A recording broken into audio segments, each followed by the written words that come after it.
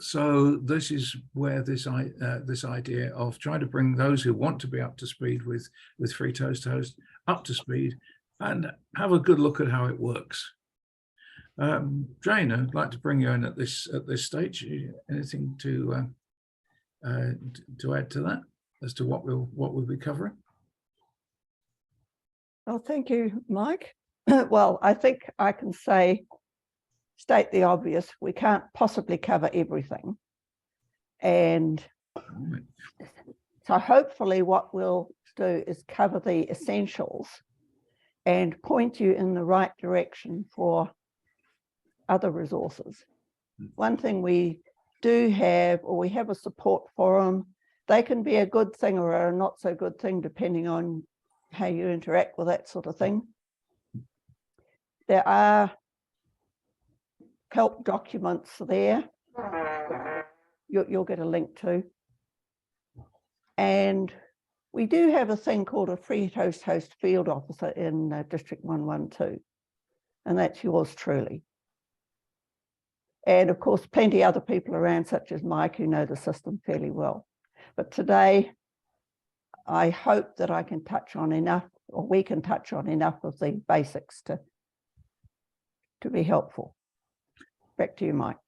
Thank you, Jane. Yes, I think it's, as far as I'm concerned, if you're using it, then there are things that that you might get out of this. If you're not using it, my objective to this morning is just to pique your interest as to what you can do with it. And I have to say, and no blushing, please, Jane, but I've never asked Jane a question that she hasn't been able to answer quickly, which is a good thing to say, because I've been asked questions that I've got to scratch my head over, that's for sure. Neville. One of the things that I've found over the years is that if you can put in, or if you can insert a picture into a Word document, if you can insert a spreadsheet into a Word document, you can be pretty good with FreeToastHost. It's that easy to use. I'm not a computer geek, but I've done 3 Toast Club websites, and yes, maybe they're not the prettiest things, but hey, they're functional and they're advertising. So, you know, it's very easy to use. You can't ruin it. If you make a mistake and look at it and think, oh no, that's not doing it, you just go back in and delete. Yeah. Yes, you've got all that easy. You've got all your Windows keys, and something else that's worth considering at the bottom of just about every screen, you've got 2 buttons, one marked save and one marked close. And close just closes without saving. So, but I would suggest save quite often if you've got something to a point that you like. That's a good option to save it at that point.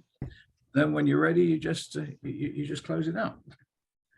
You should always save before closing if you want to keep it. Am I right there, Jane?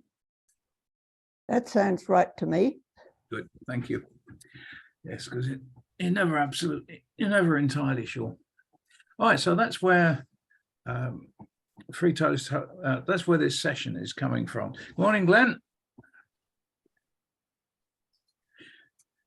I think that is our full complement now. Morning. Glenn, I'm going to ask you the same question as I've asked all the others. What are you looking to get out of this session?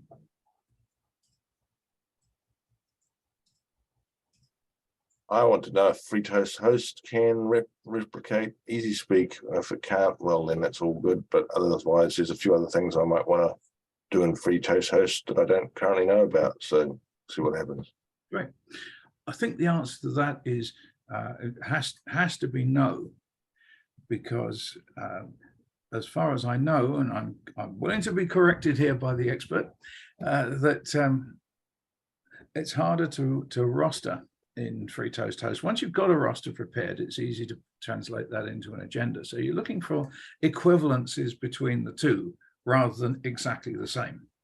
In the same way as if you're used to driving a Mini and you suddenly get into a Rolls Royce, yes, it'll go forward and it's got gears and it's got wheels, but that's about the only point of similarity.